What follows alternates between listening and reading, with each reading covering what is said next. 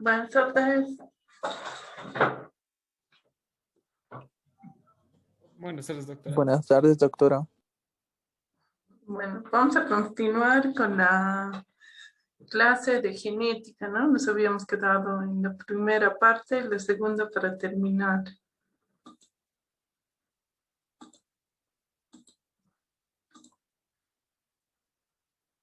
Vamos a ver ahora los trastornos cromosómicos. Son alteraciones a nivel de los cromosomas.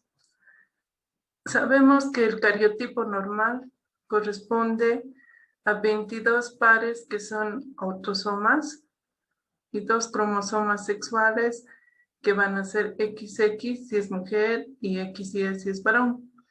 Entonces, todas las células somáticas tienen 46 cromosomas.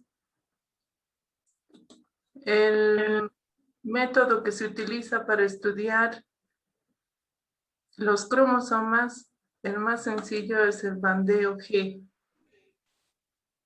que se debe colorear cuando la célula está en división de la metafase.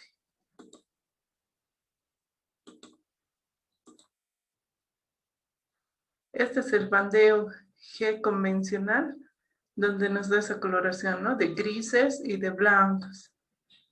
Entonces tenemos ahí los cromosomas, que son 22 autosomas y 2 cromosomas sexuales X y Y, que corresponde a varón.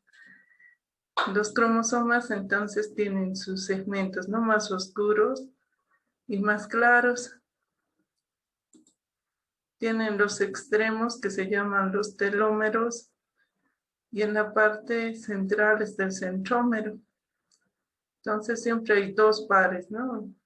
Que se forman en la formación del cigoto y tienen las mismas características, ¿no? El cromosoma 1 en cuanto a longitud, ubicación del centrómero. Todos los cromosomas, ¿no? Tienen su misma cantidad de material genético establecido. La terminología en citogenética se establece por el número total de cromosomas, el tipo de cromosomas sexuales y la alteración en número creciente. Por ejemplo, un varón que tuviera un síndrome de Down, entonces sería una trisomía. La trisomía significa que se ha aumentado un cromosoma más. La monosomía es cuando falta un cromosoma, ¿no? En este caso sería 47 varón y el aumento se ha producido en el cromosoma 21. Las alteraciones estructuradas de los cromosomas han quedado bien establecidas, ¿no? Por los genetistas, donde se puede ver que un cromosoma tiene un brazo corto. Este sería el brazo corto y que se denomina con la letra P de petit a partir del centrómero, ¿no? Y un brazo largo que se denomina como Q. Luego se divide el cromosoma en regiones, siempre partiendo del centro hacia los extremos. Región 1, región 2. Luego se divide cada región en bandas. Igual del centrómero va la numeración hacia afuera. Banda 1, 2. Luego viene la subbanda y cada subbanda también tiene su numeración, ¿no? A partir del centrómero. Esto han hecho los genetistas para establecer específicamente dónde se encuentra la mutación, ¿no? En qué parte del cromosoma. Por ejemplo, aquí hay, ¿no? XP21.2. Esto, si uno lee, sería segmento cromosómico localizado en el brazo corto por petit del cromosoma X, en la región 2, banda 1, subbanda 2. Entonces ahí está, ¿no? La mutación para esta enfermedad. Las alteraciones estructurales en los cromosomas, en la mujer ya sabemos, siempre es 46XX y en el varón XY, 46XY. Se dice euploide cuando es múltiplo del número haploide, ¿no? de 22 autosomas más o menos 23 sería, ¿no? La aneuploidía es un complemento cromosómico que no sea múltiplo del 23. Trisomía tiene esta fórmula, ¿no? 2n más 1. El monosómico 2n menos 1. El mosaicismo son los errores mitóticos en las fases precoces del desarrollo que va a dar lugar a dos o más poblaciones celulares con distintos complementos cromosómicos dentro de un mismo individuo. Entonces, luego vamos a hablar más de esto, ¿no? Del mosaicismo. Las alteraciones estructurales de los cromosomas. Los más frecuentes son las deleciones, cuando hay una pérdida de una parte del cromosoma. El cromosoma en anillo, cuando se rompen sus dos extremos y se fusionan los extremos dañados.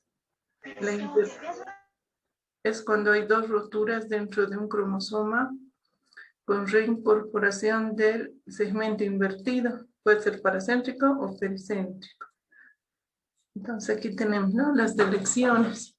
Cuando se pierde un segmento de uno de los cromosomas y este segmento se puede luego eliminar, ¿no? No entra ya en la transmisión genética. Entonces, si había aquí información importante, se pierde.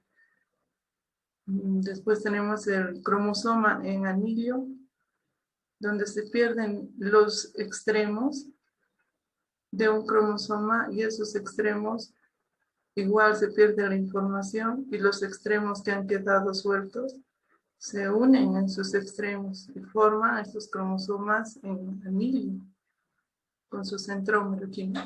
Que esto en la división de la meiosis va a ser muy difícil, ¿no? Va a producir muchas alteraciones fenotípicas. La inversión es cuando en un segmento del cromosoma, en este lugar paracéntrico, se invierte el lugar, ¿no? De la franja celeste se va atrás, ¿no? Más alejado del centrómero y la franja roja más cerca. Pericéntrico, cuando los segmentos más cercanos al centrómero igual se invierte. Generalmente estos trastornos de inversiones no presenta el paciente manifestaciones fenotípicas, ni ninguna alteración de enfermedad, ¿no? Los isocromosomas es cuando un brazo del cromosoma se pierde y el otro se duplica. La translocación es cuando un segmento de cromosoma se transfiere a otro. La equilibrada recíproca, las roturas son aisladas en cada cromosoma y se intercambia el material. En la robertsoniana, las roturas se producen cerca de los centrómeros y la transferencia va a producir un cromosoma muy grande o muy pequeño.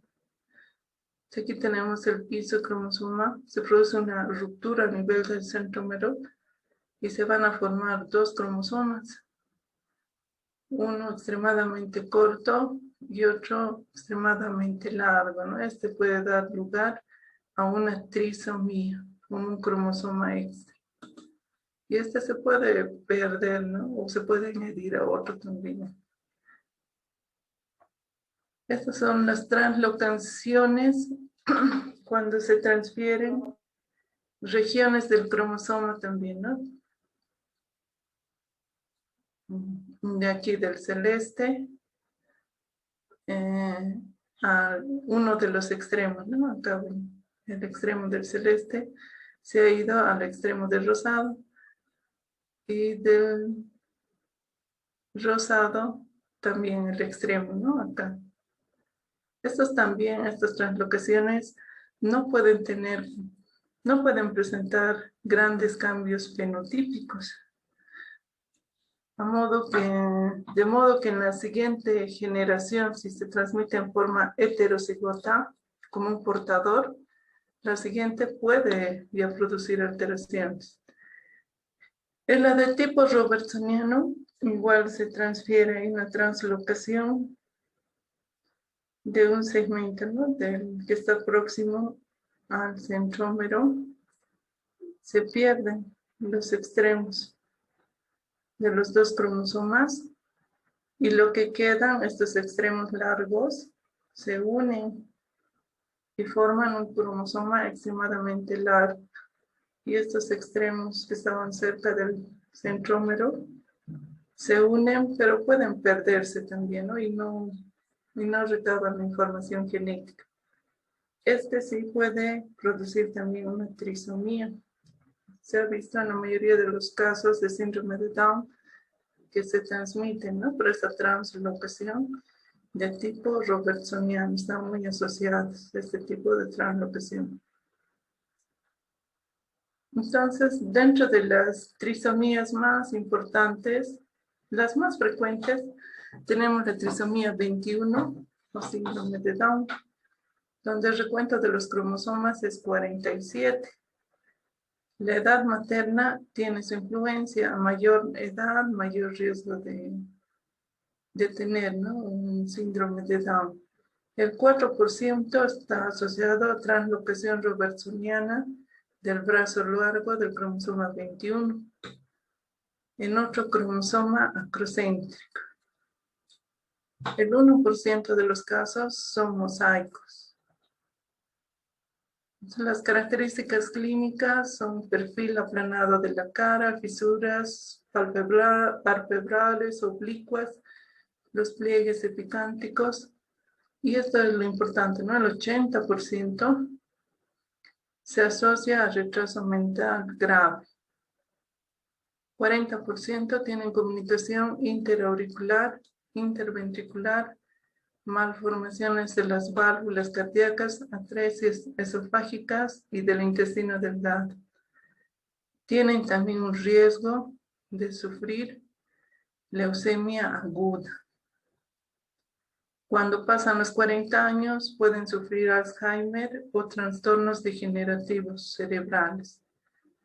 Presentan respuestas inmunitarias muy anormales, por eso son susceptibles a infecciones, ¿no? Todo el tiempo están con procesos infecciosos.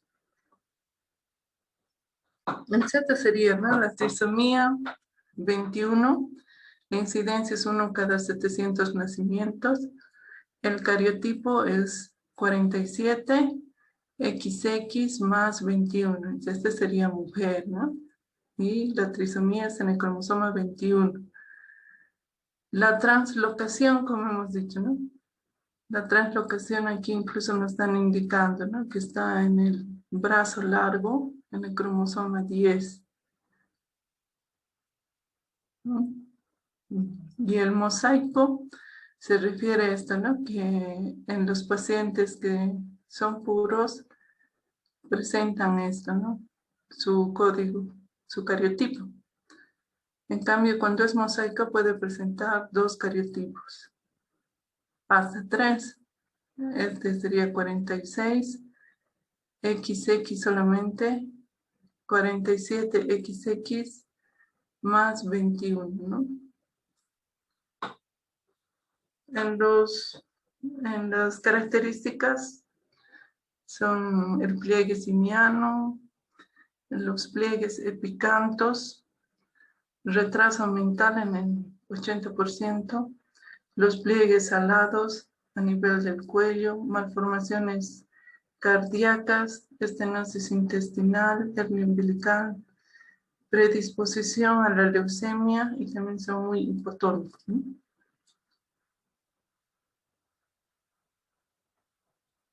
Este es otro síndrome por delección del cromosoma 22.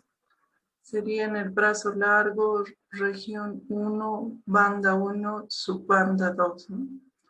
Afecta a 1 de 4.000 nacimientos vivos.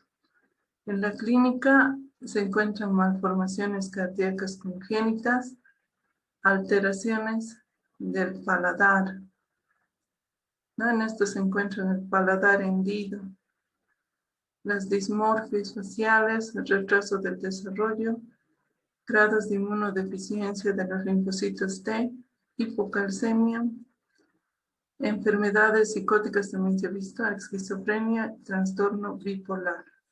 Se puede diagnosticar con inmunofluorescencia.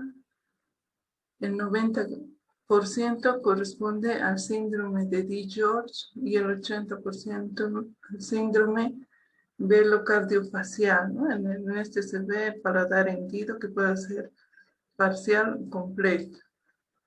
En el síndrome de George también presenta las mismas características con atrofia del timo, especialmente este síndrome de George. Dentro de los trastornos que afectan a los cromosomas sexuales, también tenemos, ¿no? Son poco frecuentes, pero los más frecuentes los vamos a revisar. Según la hipótesis de Lyon, ya en el 61, solo uno de los cromosomas X está activo, a nivel activo, ¿no? Según la fórmula, ¿no? XX para mujer, XY para varón, solo un X está activo. El otro cromosoma X, de origen paterno o materno, va a sufrir una heterofignosis y se inactiva. La inactivación es en el 16 día de vida embrionaria. Y esa inactivación se puede ver en las células derivadas de las células precursoras, el corpúsculo de Barr que les dije, ¿no? Cualquier célula somática se puede ver con una coloración de Papa Nicolau en uno de los bordes, ¿no? Especialmente en las mujeres es más frecuente ver. Vamos a ver los trastornos más frecuentes que van a afectar los cromosomas sexuales. Muchos de esos genes escapan a la inactivación. Por ejemplo, el síndrome de Turner, su código será 45X, le falta una, ¿no? Es una monosomía. En el síndrome de Klinefelter, que afecta a los varones, se presenta un hipogonadismo masculino, donde existen dos cromosomas X o más, y un cromosoma Y o más. Entonces, X que debería haberse inactivado, solo queda activo el 15%, y ese 15% puede producir esta alteración, producir un X más y produce este síndrome, ¿no? Afecta a uno de cada 660 varones nacidos vivos. ¿Cómo son las características? Hay un aumento de la longitud entre las plantas y el hueso púbico. O sea, son piernas muy alargadas. Testículos atróficos, pene pequeño. Hay ausencia de características sexuales masculinas secundarias. Ginecomastia. El coeficiente intelectual es inferior. También se ha visto que estos casos están asociados a la diabetes tipo 2 y prolapso de la válvula mitral. Y como no hay ausencia de características y atrofia, entonces va a haber infertilidad. Se ha visto un aumento de las hormonas gonadotrópicas y hay una disminución de la testosterona. Estos pacientitos son diagnosticados cuando llegan a la pubertad.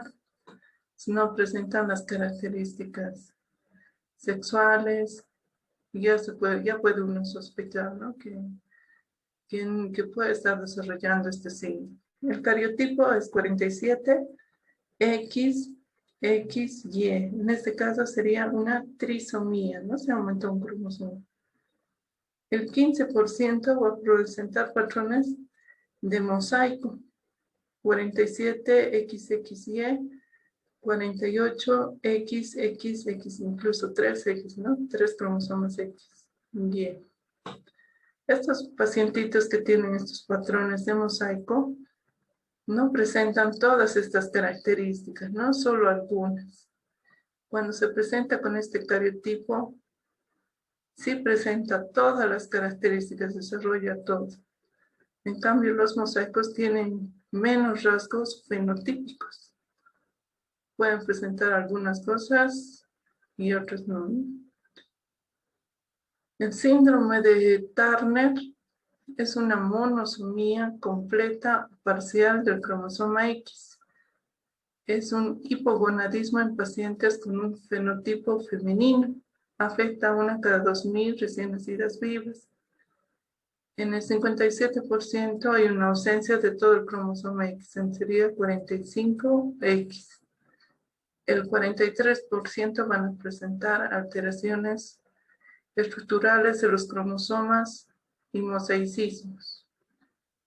Se puede diagnosticar por PCR-FISH. La prevalencia del síndrome de Turner aumenta 75 al 99% en fetos con el 45X, ¿no? Las características clínicas son edema de la nuca, lo que se llama higroma quístico, cuello alado bilateral, malformaciones cardíacas congénitas, no hay características sexuales secundarias, talla baja menos de 1,50 centímetros, amenorrea, hipotiroidismo y obesidad. Estos pacientitos presentan estas características, ¿no? La incidencia es 1 cada 3.000 nacimientos femeninos. El cariotipo es 45X. Entonces tienen todos estos defectos, ¿no? En los cromosomas. Esta I significa que hay un isocromosoma. Esta R significa que hay un cromosoma en anillo. Esta R. Tiene entonces, ¿no? También sus nomenclaturas. Y el tipo mosaico, digamos, 45X, 46XX. Son de talla baja. Los ovarios están muy atróficos, apenas se observan cintillas ováricas, está todo fibrosado. Entonces presentan amenorrea, infertilidad, presentan linfedema al nacimiento. También cuando nacen pueden presentar estos pliegues alados bilaterales que pueden corresponder a unos higromas quísticos. Los higromas son dilataciones de los vasos linfáticos, ¿no? Que pueden acumular linfa y formar grandes masas de líquido a nivel del cuello, ¿no? Que con cirugía se puede resolver. Coartación de la aorta, cúbito valvo. Hay un separamiento, ¿no? De los pezones. Además, la ausencia del segundo cromosoma X condiciona a una acelerada pérdida de los ovocitos hasta los 2 años de edad. Por eso es atrófico, ¿no? También se ha visto que la deleción del gen shock afecta en el síndrome de Turner del 2 al 5%. Por eso los niños con este síndrome tienen talla muy baja, ¿no? Esto también ha servido. Se está estudiando este gen, ¿no? Por esta enfermedad, porque algunas personas tienen talla muy baja, ¿no? Entonces está estudiando para relacionar sin que tengan el síndrome de Turner. El hermafroditismo y el pseudohermafroditismo. El sexo genético se determina por la presencia o ausencia del cromosoma Y. El sexo gonadal por las características de las gónadas. El término hermafrodita verdadero alude a la existencia de tejido ovárico o testicular. El pseudohermafrodita es un desacuerdo entre el sexo fenotípico y el gonadal. Cuando es femenino, tiene ovarios genitales externos masculinos. Cuando es masculino, tiene testículos con genitales femeninos. El cariotipo es normal. Entonces no hay ninguna alteración en el cariotipo, ¿no? Solo en las características fenotípicas, ¿no? Las enfermedades por mutaciones en secuencias repetidas de los trinucleótidos. Existen 40 enfermedades que corresponden a esto. y el número sigue aumentando, ¿no? Se sigue investigando. Dentro de los más conocidos está el síndrome del X frágil. Esta secuencia específica de nucleótidos es distinta en los 20 trastornos de este grupo. Afecta uno cada de 1.500 varones afectados y uno cada 8.000 mujeres. Es una alteración del cromosoma X. En los varones produce retraso mental, cara larga con mandíbula grande, orejas grandes, evertidas, testículos grandes, ¿no? Macroorquidia. Las articulaciones son hiperextensibles y un prolapso de la válvula mitral. Afecta más a los varones. Los varones pueden ser portadores normales a nivel clínico y citogenético. Las mujeres son afectadas en el 30 al 50%, pero pueden pasar a la siguiente generación, ¿no? Cuando son portadoras, tienen también un grado de retraso mental. Tienen un riesgo de tener también efectos fenotípicos.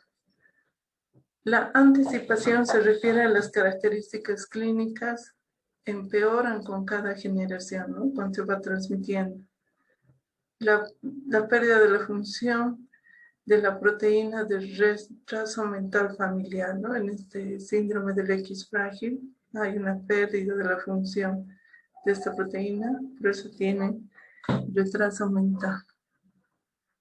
Nosotros si hacemos un bandeo G, podemos ver que el cromosoma hay una pérdida, ¿no? En su extremo.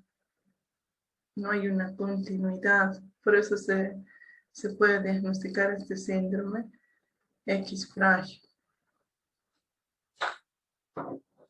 Acá está el síndrome del X frágil, ¿no? Cuando se van repitiendo los nucleótidos. Normalmente se pueden repetir, ¿no? Hasta 29 veces, pero cuando se repiten más veces esta secuencia, entonces ya producen, ¿no? Diferentes enfermedades.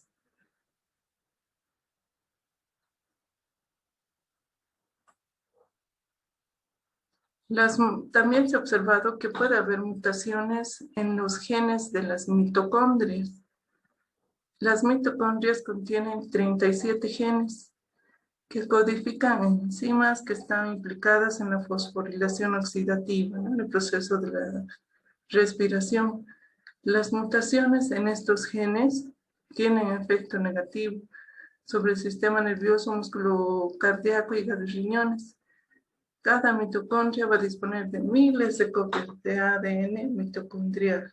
Se está investigando, ¿no? Que puede haber también esto. Mutaciones y pueden presentarse síndromes. Por ejemplo, la neuropatía óptica hereditaria de Leber, donde hay una ceguera, ¿no? A nivel de la córnea que se va heredando, ¿no? Y con la siguiente generación va aumentando la transmisión a más personas, ¿no? Con cada generación va aumentando. La impronta genómica o genética, el que más he estudiado para explicar esto es el síndrome de Prader-Willi y el síndrome de Angelman. En los dos casos se presenta con retraso mental, talla baja, hipotonía, hiperfagia, obesidad, manos y pies pequeños, hipogonadismo. En el 65 al 70% hay una delección intersticial de la banda del brazo largo, ¿no? Del cromosoma 12, no, de la región 1, banda 2, del cromosoma 15, de origen paterno. Entonces, mucho depende para que se produzca la enfermedad, de dónde viene la delección. Si es del padre, entonces se va a desarrollar el síndrome de Prader-Willi a nivel del cromosoma 15. Si es de origen materno, la misma delección, pero en el cromosoma igual 15, entonces va a ser el síndrome de Angelman. A eso se refiere la impronta, ¿no? Que La herencia depende para que se desarrolle cualquiera de las dos enfermedades, ¿no? Si es del padre o de la madre, de uno de los dos que tenga la de elección, entonces va a desarrollar la enfermedad. Además desarrollan ataxia. Esto significa que no pueden caminar, ¿no? A los 2 años. Tienen hipotonía, convulsiones, risa inapropiada. En la impronta materna, de origen materno, hay un silenciamiento transcripcional del alelo materno. En la impronta paterna, hay una inactivación del alelo paterno. Entonces depende mucho de cuál está activo para que se desarrollen, ¿no? Los dos síndromes. Entonces aquí tenemos el síndrome de Prader-Willi y el síndrome de origen materno y el paterno, ¿no? Son sus elecciones. Entonces se va a producir el síndrome de Angelman cuando viene de la madre, ¿no? La de elección se hereda. Y del padre se inactiva, ¿no? Cuando los dos tienen la elección. Igual en el síndrome de Prader-Willi, los dos tienen la elección, pero si inactiva la de la madre, se va a activar el del padre y se va a desarrollar la enfermedad.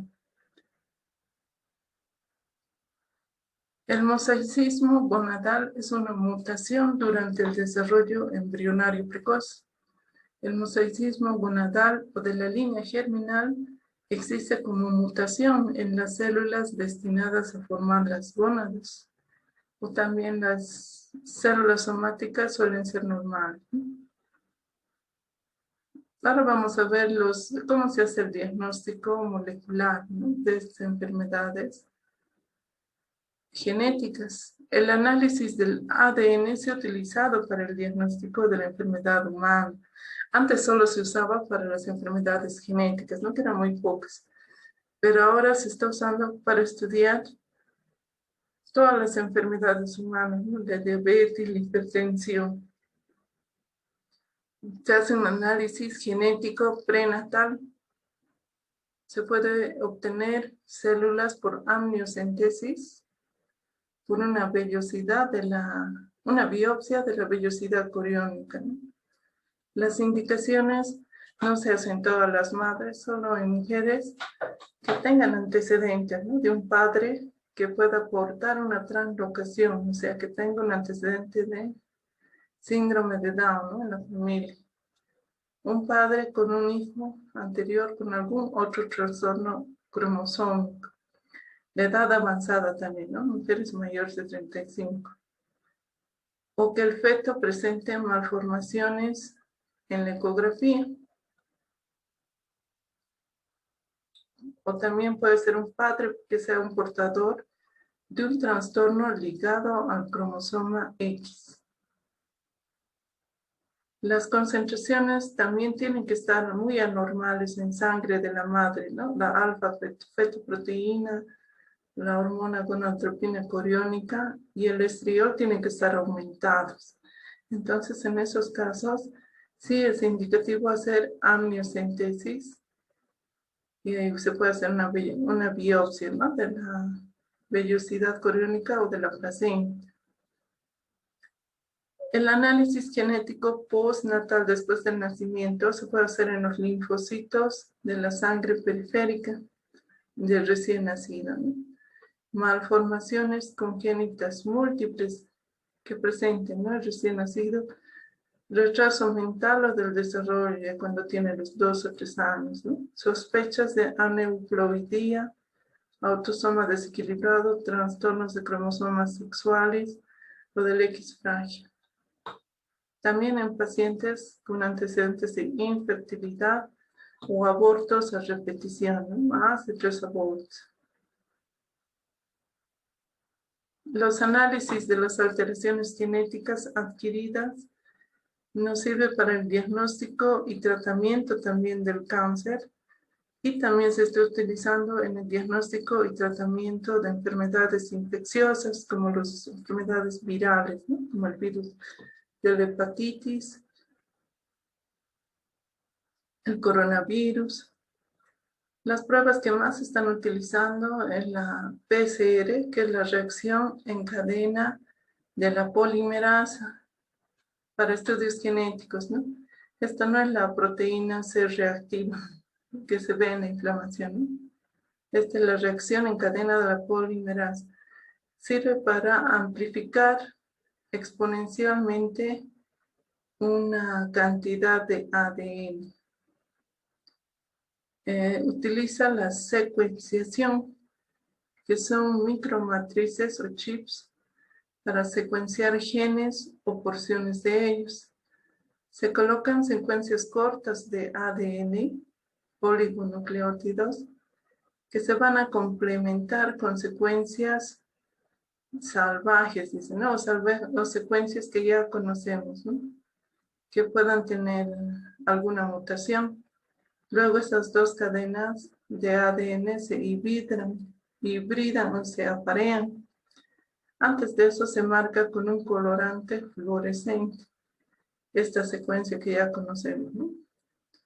La señal fluorescente será más fuerte en el oligonucleótido complementario, ¿no? La fluorescencia tiene que ser de un color verde.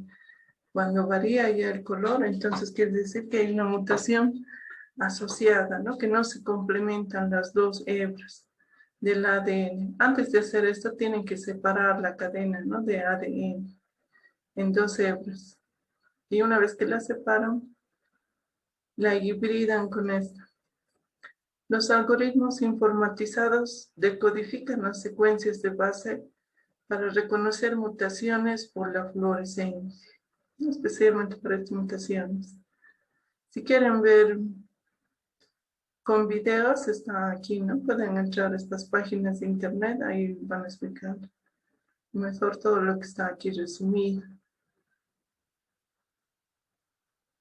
Entonces, para esta técnica del PCR se requiere un termociclador. Este va a aumentar la temperatura para fragmentar, ¿no? el ADN. Estas son las bases de los nucleótidos. Se desnaturaliza la cadena de ADN, se la separa, ¿no? Luego se puede alinear con el segmento que ya conocemos, ¿no? Que queremos hibridar.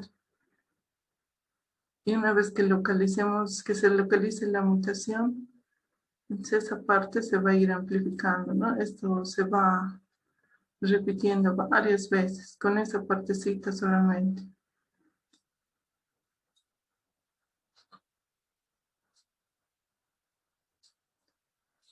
Entonces la PCR nos sirve para detección de mutaciones con métodos indirectos, también puede ser, ¿no? Con digestión del ADN, con algunas enzimas que va a cortar en secuencias pequeñas el ADN. Nos sirve para identificar las mutaciones en los nucleótidos específicos. Deleciones o expansiones también se pueden detectar, ¿no? Lo que estamos hablando de los cromosomas. Los marcadores polimorfos, cuando se desconoce el gen causal o es una enfermedad multifactorial, se puede utilizar los análisis que utilizan marcadores secundarios del genoma. Los loci marcadores se llaman polimorfos. Se tratan del polimorfismo de un solo nucleótido y los polimorfismos de longitud repetidos. También se conocen como mini satélite y microsatélite. Estos son como 60 a 70 pares de bases y el microsatélite, que es más pequeñito, de 6 a 7 pares de bases. Entre una persona y otra tenemos diferente cantidad, ¿no? De veces que se repiten estos nucleótidos. Entonces, esto ha servido mucho en medicina forense. para identificar, ¿no? De quién es el ADN, por ejemplo, el cabello, ¿no? Dejan ahí. Entonces, solo una persona tiene una cantidad de mini satélites en todo su ADN. Debe tener unos 6 o 7 repeticiones, ¿no? De los nucleótidos. Y el microsatélite puede tener menos incluso. Con esto hacen la identificación de qué persona se trata, ¿no? Los análisis de toda la longitud del genoma se llama GWAS también. Es un método para identificar las variantes genéticas asociadas a un aumento del riesgo de desarrollo de una enfermedad concreta, ¿no? Como la diabetes, cáncer de mama, la hipertensión.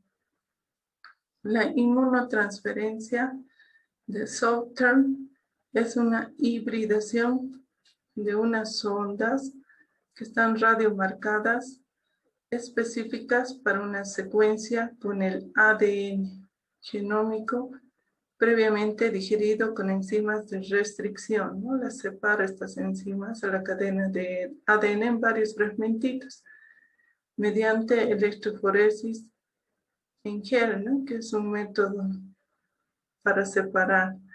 Esta es la inmunotransferencia de Southern. La de Nortel es para el ARN. Después la de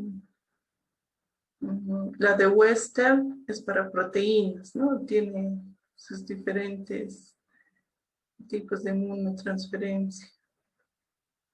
En esta de la electroforesis en gel, una vez que las enzimas digieren la cadena de ADN, es una placa que tiene un gel y que tiene 2 electrodos a ambos lados y por el tamaño va separando las cadenas de ADN.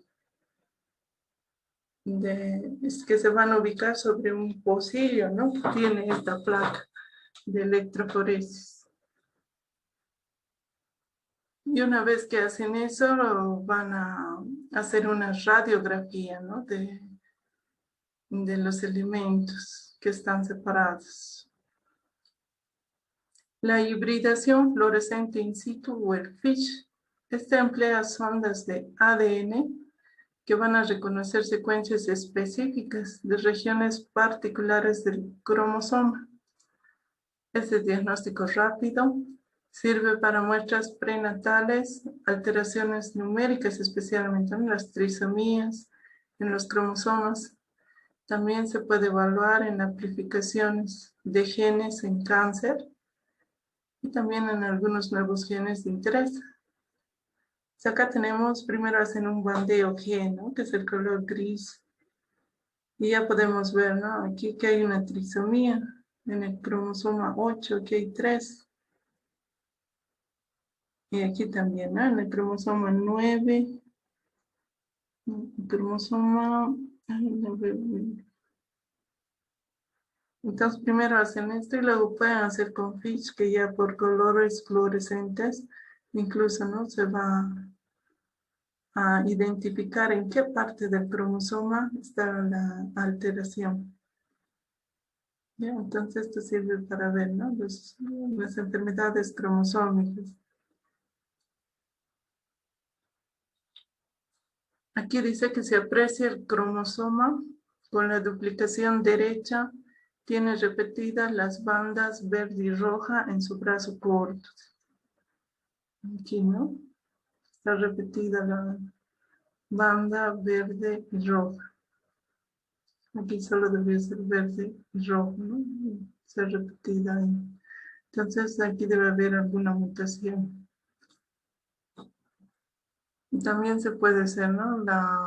En un paciente normal y en un paciente con síndrome de Down. Entonces acá vamos a ver, ¿no? Con fluorescente verde los 3 cromosomas del tipo 21. Para que puedan ver más, también aquí hay una página en internet, ¿no? Para que puedan entender mejor. La hibridación genómica comparada basada en matrices sirve para detectar alteraciones genómicas sin conocer previamente cuáles pueden ser. Entonces se prepara la sonda de ADN complementario. Este es el normal del paciente y esta es la banda de ADN con el tumor. Por eso se quiere estudiar cáncer de mama. Entonces, por una técnica previa de PCR, luego se tiene que hibridizar con estas, se unen las dos cadenas, ¿no? Se separan, luego se tiene que unir con esta que tiene el tumor. Luego se escanea y nos va a dar estos diferentes, ¿no? Colores fluorescentes y nos va a indicar, ¿no? Si el paciente tiene en una secuencia, puede ser en algún nucleótido, ¿no? Que es característico del cáncer de mama, lo compara con el del paciente. Si tiene el mismo color que ya está marcado en esto, entonces ese paciente puede desarrollar a la larga un cáncer de mama. Entonces, para eso sirve, ¿no? Para detectar alteraciones genómicas sin conocer previamente cuáles pueden ser. Quiere decir que el paciente quiere saber a qué puede estar predispuesto en el futuro a desarrollar, ¿no? Puede ser cáncer de mama, diabetes, hipertensión. Para esto utilizan este aparato que puede emplear grandes cantidades, ¿no? de todo el ADN del paciente con un ADN que ya tienen conocido. Las alteraciones epigenéticas son modificaciones hereditarias del ADN o cromatina que no modifican la secuencia del ADN. Entonces el ADN está normal, ¿no? Entonces la mutación se produce a nivel de las histonas. Estas histonas son las encargadas de empaquetar el ADN dentro del núcleo. Entonces se está estudiando y se está viendo, ¿no? Que hay mutaciones en estas histonas con un código genético normal en algunos pacientes. También esto es lo último, estos dos que se está estudiando, el análisis del ARN para virus, ¿no? Como el VIH, la hepatitis C, el coronavirus también, ¿no? Que mediante estas técnicas se están estudiando. Pueden detectar. Las células tumorales portadoras de translocaciones cromosómicas se pueden detectar con mayor sensibilidad, ¿no?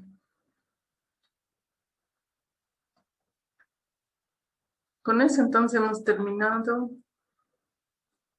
para que puedan entender un poco mejor eso de los...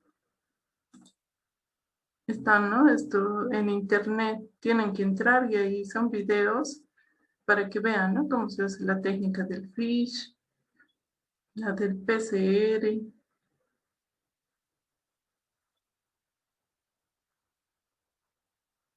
Ahí está, ¿no? Del PCR, aquí les van a explicar con videos cómo se hace, ¿no? Bueno, entonces habríamos terminado. ¿Tienen alguna preguntita?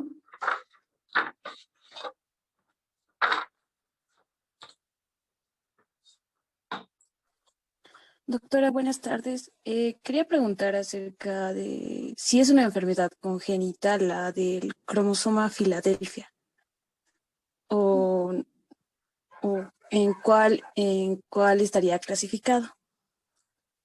¿Cuál será la del cromosoma Filadelfia, no? ¿Tendrá otro nombre? No recuerdo eso. ¿En qué Ah, cromosoma será, no?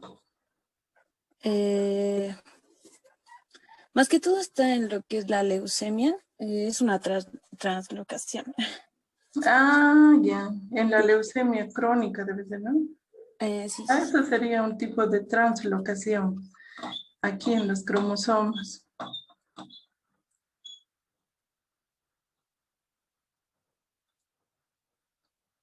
Entonces, este es un cromosoma, digamos, ¿no? Cuando es una partecita de un segmento, se va al otro, ¿no? Esa es la translocación. y en algunos casos puede desarrollar cáncer, ¿no? Como la leucemia, pero depende también del tipo de cromosoma, ¿no? Tiene que tener, no me acuerdo ahorita qué número era ese cromosoma, pero si está ubicado en ese número la translocación, entonces desarrolla el cáncer, ¿no? La leucemia mieloide crónica. Como en este síndrome de Prader-Willi o Angelman, ¿no? Es en el cromosoma 15. Ahí se tiene que producir la delección, cuando se pierde una partecita del cromosoma. Si se produce en otro cromosoma, puede desencadenar otro cambio, ¿no? Otra enfermedad que incluso no tenga rasgos fenotípicos, ¿no? Eso se sigue estudiando.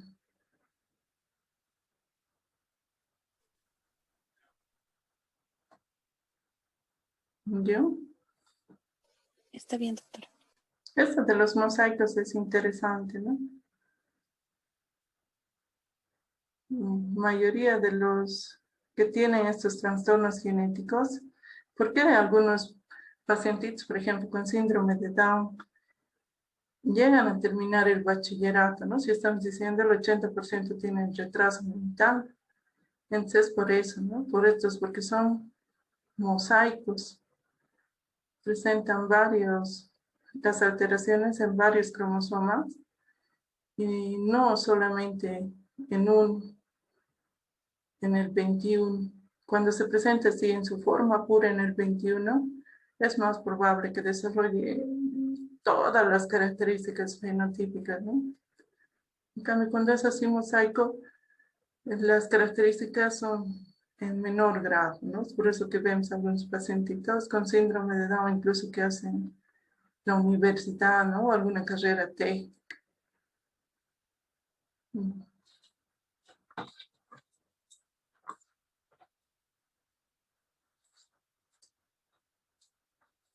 Vamos a llamar entonces la lista ya. Alarcón Guzmán. Presente, doctora. Muy bien. Ancalle Ponce. Presente, doctora. Aquí, presente. Muy bien. Ancasi Díaz.